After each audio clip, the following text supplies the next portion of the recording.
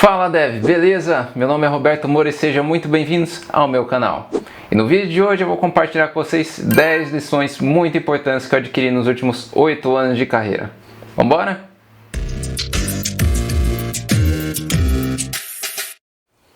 Antes de tudo, eu gostaria de dizer que nesse dia 18 de fevereiro eu completei 30 aninhos de existência nesse planeta. Então já deixa aí nos comentários o seu feliz aniversário. E nesse tempo eu consegui juntar um pouco mais de 8 anos de carreira, trabalhando em várias áreas diferentes. E eu queria compartilhar com vocês 10 lições que eu aprendi nesse tempo, lições muito importantes que fizeram diferença na minha vida, na minha carreira, e que eu gostaria de ter aprendido um pouquinho mais cedo. Então vamos lá!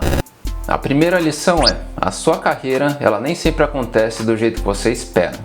Nem todo mundo sabe, mas eu me formei em engenharia mecatrônica e a minha carreira ela começou como estagiário no RH. E todos os meus coleguinhas da minha classe de mecatrônica, sem exceção, viviam perguntando: ah, mas você está fazendo engenharia mecatrônica, será um futuro engenheiro? O que você está fazendo no RH? E a resposta é bem simples, era uma oportunidade de entrar no mercado de trabalho. Ponto. E aí que eu também pensava, tipo, não, isso é só meu primeiro emprego, meu primeiro estágio, logo eu vou para uma área de engenharia, trabalhar com projetos, alguma coisa assim. E aconteceu que um tempo depois eu fui trabalhar com logística de concreto, e anos depois eu fui trabalhar no Itaú com automatização de processos e tal. E aí sim começou a minha carreira como desenvolvedor de fato, porque é ali que eu descobri que era isso que eu gostava de fazer, e a partir desse ponto eu comecei a direcionar a minha carreira numa direção que fazia sentido para mim. E eu lembro que na minha primeira entrevista com o meu primeiro chefe do RH, ele fez a clássica pergunta, né? Como você se vê daqui a 5 anos? E eu lembro que a minha resposta na época foi algo mais ou menos assim. Eu falei pra ele, olha, desde o começo do ano até hoje, que era mais ou menos setembro, eu já tinha aprendido bastante, já tinha amadurecido bastante, e que imaginar daqui a 5 anos ia ser muito diferente, né? Eu ia ser uma pessoa muito diferente daquele dia. E ele gostou da resposta, beleza. Só que a resposta certa ia ser tipo, então, eu vou trabalhar um tempinho aqui na RH, depois vou mudar para logística, vou ter vários problemas pessoais, vou superar tudo isso, depois eu vou mudar, vou trabalhar no banco e um pouco tempo depois vai começar uma pandemia global. Ia ser a resposta certa? Ia, mas eu acho que ele ia ficar um pouquinho assustado. E o que eu quis dizer com essa historinha toda? É para você justamente não se preocupar tanto com o começo da sua carreira, não se preocupar tanto com o seu primeiro emprego. Pois é justamente isso, ele é o seu primeiro emprego, a sua primeira experiência. E assim, pode não ser na empresa dos sonhos, pode não ser a função que você sempre quis trabalhar, ou às vezes pode ser também, né? Pode ser que você acertou de primeira, a empresa dos sonhos, a emprego dos sonhos, beleza, tá tudo bem também.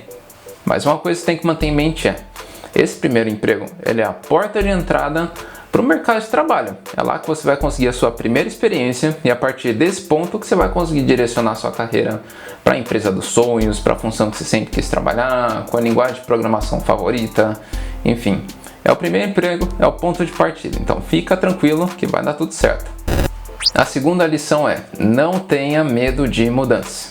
Eu sei que a ideia de mudança, muitas vezes ela é meio assustadora, né? O medo do desconhecido, o medo daquilo que não é familiar para você, mas assim, do outro lado desse medo, você vai encontrar as coisas mais maravilhosas da sua vida.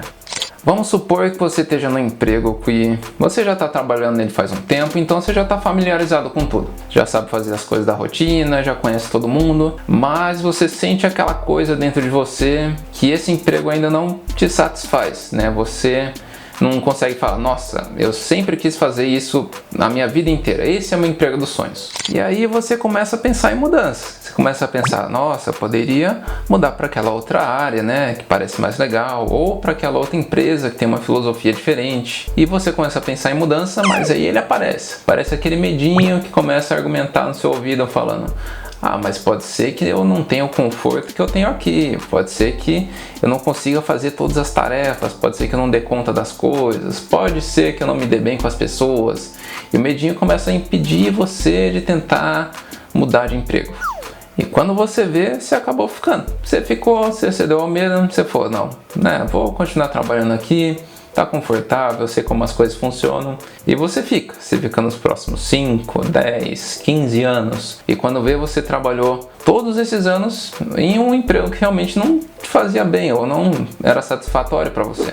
Então meu conselho para você é, não tenha medo de mudança. Eu sei que às vezes é assustador, eu já fiz várias mudanças na minha carreira, algumas boas, algumas não muito boas, Mas faz parte, tudo isso faz parte. Às vezes você bota muita fé, você fala, não, essa é a vaga dos sonhos, essa é a empresa que eu sempre quis. Você muda com toda a convicção e quando chega lá o emprego é horrível. A galera é chata, o ambiente é tóxico, as tarefas do dia a dia ou são muito difíceis ou você não se dá bem.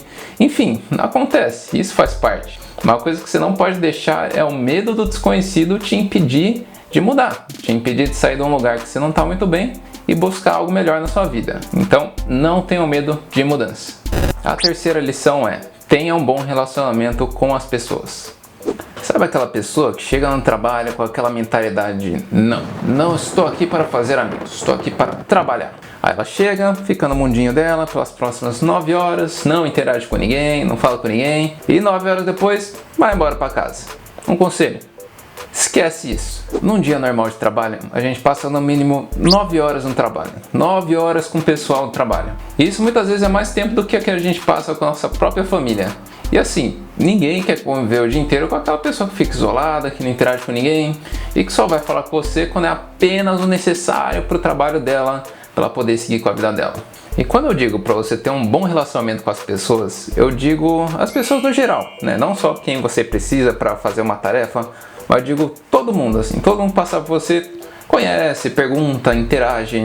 Eu sou do tipo que gosta de fazer amizade, gosta de interagir com todo mundo. Então assim, se permita, sabe? Conheça as pessoas no geral, se dê bem com elas. Eu lembro uma vez, quando eu era estagiário, eu estava fazendo um trabalho bem de estagiário mesmo. Estava ajudando minha superior a carregar a caixa de um andar pro outro. E eu lembro que todo mundo passava por a gente e me cumprimentava. Passava, e aí Robertão, beleza Robertão, dá um tapinha nas minhas costas e tal. E eu lembro que minha superior ela olhou pra mim assim meio chocada. Ela falou, cara, eu tô aqui há 10 anos e você tá aqui há 2 meses. Eu não faço ideia de quem é esse pessoal. E você conhece todo mundo aqui. E eu lembro que eu falei pra ela, tipo, sim, né, é meu jeito, eu gosto de conversar e tal. E era por isso que eu era bem recebido por onde eu passava. Porque eu sempre me interessava pelas pessoas, conversava com todo mundo. E todo mundo me conhecia de volta, mesmo sendo estagiário só há 2, 3 meses na empresa. Então assim, não deixa de interagir com as pessoas, não deixa de socializar, não deixa de conversar com as pessoas do seu trabalho. A quarta lição é: faça um melhor amigo. Quando eu digo faça um melhor amigo, eu não estou falando para você se dar bem no geral com a sua equipe, não. Estou falando, faça um melhor amigo, faz um BFF, faz um best friend. E por que eu estou falando isso? No dia a dia, você vai passar por muita coisa, principalmente quando você está entrando numa empresa nova. Você vai precisar aprender um monte de processos, você vai precisar aprender um monte de coisa. E quando você tem um melhor amigo, você vai poder compartilhar essas dificuldades com ele, assim como ele vai poder compartilhar essas dificuldades com você. E ao longo dos dias, vocês dois vão compartilhando dificuldades, histórias, conhecimentos. Um vai ajudando o outro a crescer. Vocês vão se ajudar a superar dias difíceis, vocês vão celebrar juntos dias felizes. Então assim, tenha sempre esse melhor amigo com quem você possa contar. A quinta lição é: entenda o que a sua área precisa e vá atrás. Quando eu comecei a fazer estágio na RH, lá em 2014, eu lembro que VBA estava bombando, VBA era o grande negócio. E aí eu pensei, se eu ficar bom nisso, isso vai me abrir portas para outras oportunidades. E foi exatamente isso que aconteceu. Eu estudei, acabei virando a referência de VBA do escritório, aquela coisa toda. E logo em seguida isso já me abriu portas para outras vagas. E aí, quando eu entrei no Itaú, eu lembro que eu perguntei para a pessoa mais sênior da área o que eles usavam de tecnologia, que linguagem de programação que era mais usada. E ele falou que eles usavam bastante SQL. Daí eu pensei, beleza, vou ficar bom em SQL. Então todo dia quando eu chegava do trabalho, sentava, estudava até 1h30 da manhã SQL. E aí o banco começou a migrar para tecnologia de mais alto nível e a gente começou a usar C#. E eu pensei, beleza, vou virar o cara bom de C#, porque isso vai me abrir portas para novas oportunidades. Depois eu mudei para uma outra empresa e eles falaram, não, aqui a gente usa React, só queremos saber de React. Beleza, estuda React. Então eu mudei para uma outra empresa e eles falaram, aqui a gente usa Go, todos os nossos processos estão tudo em Go. Beleza, estuda até virar a referência de Go. Então o que eu quero dizer com tudo isso? Estuda. Mesmo que seja algo que você não domine, mesmo que seja algo que você não esteja acostumado, estuda. Não tenha medo de aprender. Então vamos combinar uma coisa. Quando você chegar numa equipe nova, numa área nova ou em uma empresa nova, você vai parar e pensar, qual é a necessidade dessa equipe? Qual é a necessidade dessa empresa? E a partir daí você vai se dedicar a aprender essas coisas. Porque esse conhecimento vai ser a chave para você conseguir uma oportunidade melhor. Vai ser a chave para você se destacar na sua carreira. A sexta lição é: aprenda o dialeto local. Quando eu falo dialeto local, eu vou separar entre o dialeto social e o dialeto técnico. O dialeto técnico, eles são as palavras-chave, os termos técnicos, as expressões que a sua equipe ela vai usar no dia a dia. E assim, para quem já está lá há um bom tempo, isso faz parte do dia a dia, eles já sabem tudo. Mas para você que está entrando agora, você não entende nada. Quando eu entrei no Itaú e eu fui fazer o meu primeiro projeto, eu lembro, fui para reunião com a minha amiga, meu chefe, e a gente foi lá discutir como seria o projeto, tal, o que eu ia ter que automatizar. Eu lembro que ela e o meu chefe, eles ficaram debatendo um monte de termo técnico, um monte de coisa. E quando eles olharam pra minha cara, eu tava lá com cara de nada, porque eu não tava entendendo absolutamente nada. Tem que lembrar também que eu tava saindo de uma empresa de logística de concreto para ir para a área financeira, para ir para um banco. Então, óbvio que eu não conhecia nada da rotina deles, nada do dia a dia deles. E depois dessa reunião, eu comecei a anotar qualquer termo, qualquer expressãozinha que eu não conhecia, anotava. E depois ia pesquisar.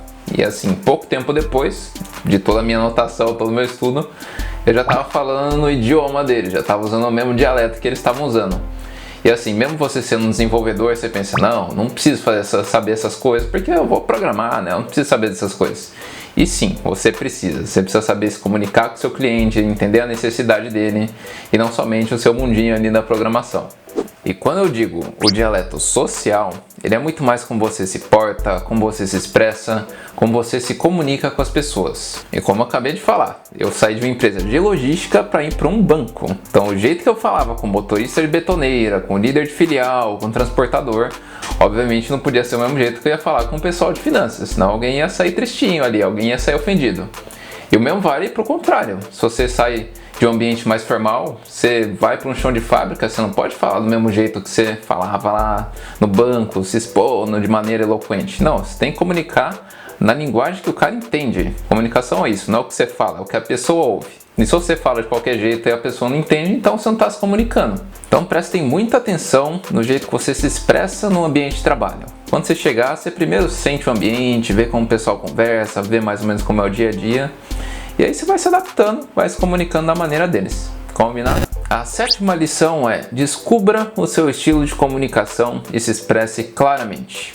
Um dos cursos mais importantes que eu já fiz foi um curso de comunicação. E por que eu digo que foi um dos mais importantes? Porque nesse curso eu descobri qual era o meu estilo de comunicação, quais eram meus vícios de linguagem e como fazer a minha mensagem chegar com mais clareza em quem está ouvindo.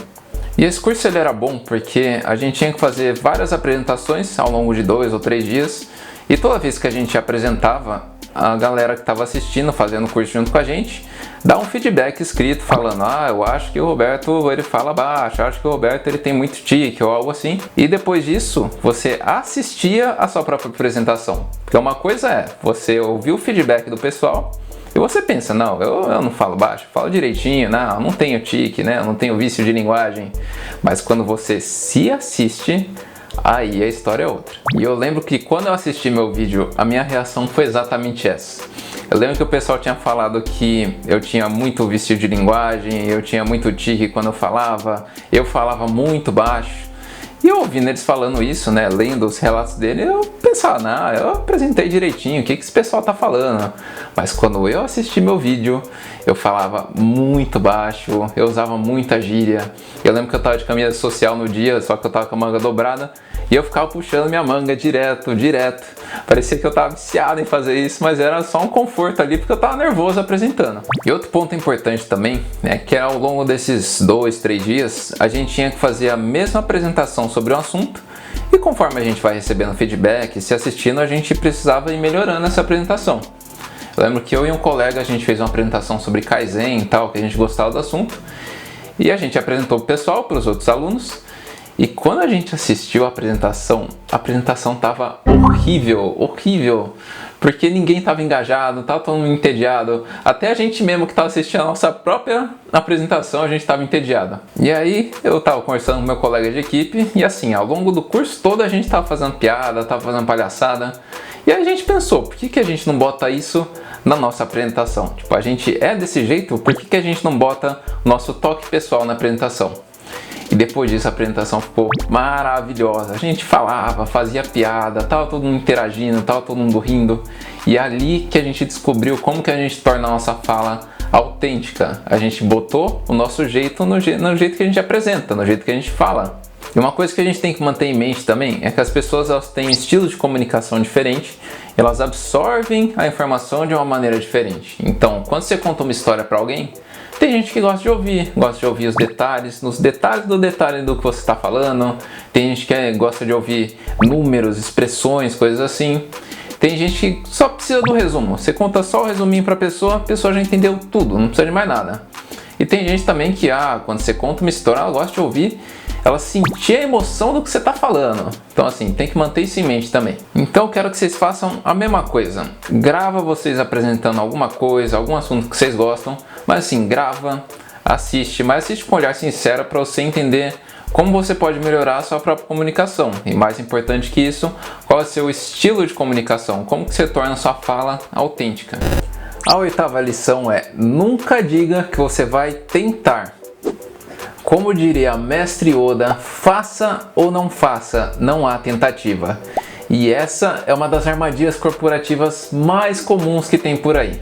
Quando você está definindo o prazo de alguma coisa com o seu gestor, seja uma tarefa, um projeto, alguma coisa que você precisa entregar, e assim, você tem certeza de que você não consegue entregar no prazo que ele está querendo, trabalhando no horário normal de trabalho. E aí é o momento que ele solta aquela frase perigosíssima, sutil assim, que ele fala: mas você não pode tentar entregar nessa data? Nunca diga que você vai tentar. Porque assim, quando você fala eu vou tentar, para você pode soar assim, mas para ele está soando como eu com certeza vou conseguir entregar, mesmo que eu tenha que trabalhar hora extra, mesmo que eu tenha que sacrificar tempo com a minha família, mesmo que eu tenha que trabalhar de fim de semana, eu vou entregar na data combinada. E quando chegar nessa data e você não conseguir entregar, pode ter certeza que o seu chefe vai falar para você com a maior naturalidade do mundo. Ele vai falar: ué, mas você não prometeu que ia conseguir entregar nessa data? E aí você fica revoltado, você fala: não, eu não prometi nada, eu só falei que eu ia tentar entregar nessa data. E assim, porque seu chefe está certo em te cobrar dessa maneira? Quando você está combinando um prazo com ele, você está firmando um contrato. Quando você fala eu vou tentar entregar isso na sexta, o contrato é: eu estou prometendo que isso daqui vai estar pronto na sexta. E aí seu chefe ele vai entender assim: sexta-feira isso daqui está entregue. Ele vai passar essa informação para o chefe dele, porque ele também está sendo cobrado. E o chefe dele vai pensar: beleza, eu posso considerar que sexta-feira isso daqui vai estar entregue. Ele sobe essa informação para o chefe dele. E às vezes sobe para o chefe do chefe, ou às vezes sobra para um cliente. E todas essas pessoas elas geram expectativa em cima do prazo que você firmou. Então não tenham medo de conversar com o seu gestor, negociar um prazo. E às vezes ele pode até tentar jogar duro e falar: não, mas a gente precisa disso daqui para sexta, isso daqui é urgente. Gente, se não dá, não dá. Não adianta insistir. Então nunca prometam algo que vocês não vão conseguir fazer. A 9ª lição é: você é responsável pela sua carreira. Nunca deixe a sua carreira na mão de outra pessoa, seja do seu chefe, coordenador, gerente, seja quem for. A sua carreira deve depender única e exclusivamente de você.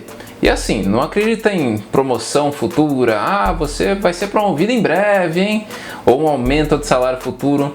Porque assim, nada dessas coisas é garantido e às vezes a pessoa só está prometendo essas coisas para te segurar. Então assim, você até pode buscar orientação do seu gestor, né? Às vezes uma pessoa mais técnica fala que tipo de curso que você deve estudar, que tipo de informação você deve buscar, mas assim, no final do dia, você deve pensar se essas coisas fazem sentido para a sua carreira.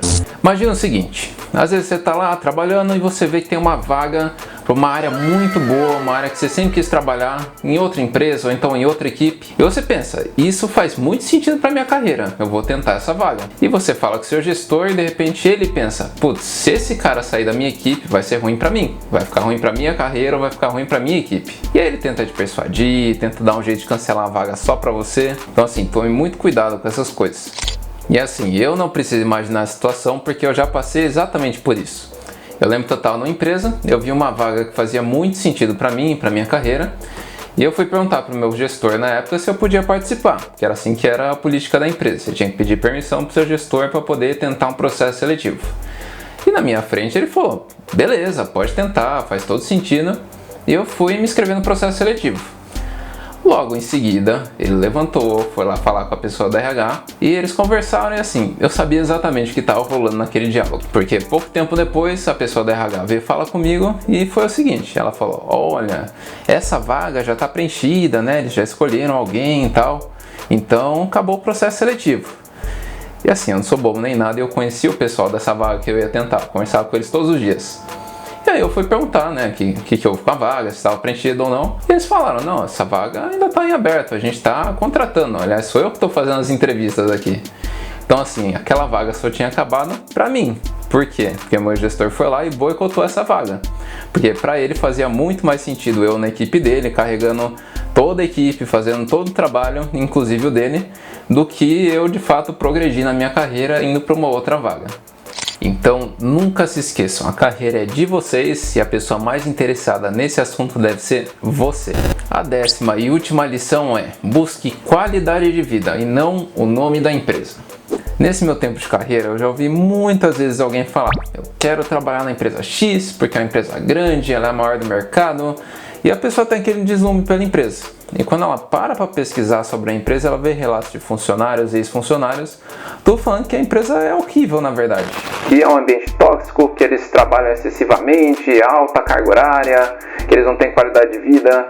E assim, confia em mim quando eu digo que você não vai querer trabalhar numa empresa que não tá nem aí pra você. E às vezes a pessoa até fala, não, mas eu não quero ficar muito tempo lá, não, eu vou trabalhar porque eles pagam muito bem, então eu vou juntar uma graninha, vou juntar uma experiência e depois eu vou embora. Só que daí a pessoa acaba esquecendo que muitas vezes ela acaba pagando com a saúde, com a sanidade, com o tempo, e às vezes sai muito caro.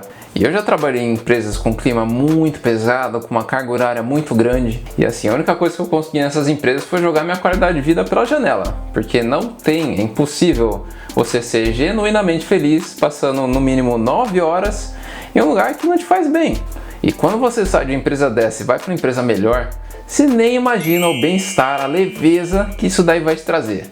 É como se você literalmente tivesse tirado uma pedra de cima de você. E assim, quando eu fiz esse movimento, saí de uma empresa muito ruim para uma empresa muito boa, eu fiquei espantado que as pessoas me tratavam bem, as pessoas me tratavam que nem gente. E assim, estranhamente demorou um tempo para eu me destraumatizar da situação e me acostumar de novo a ser tratado de uma maneira digna.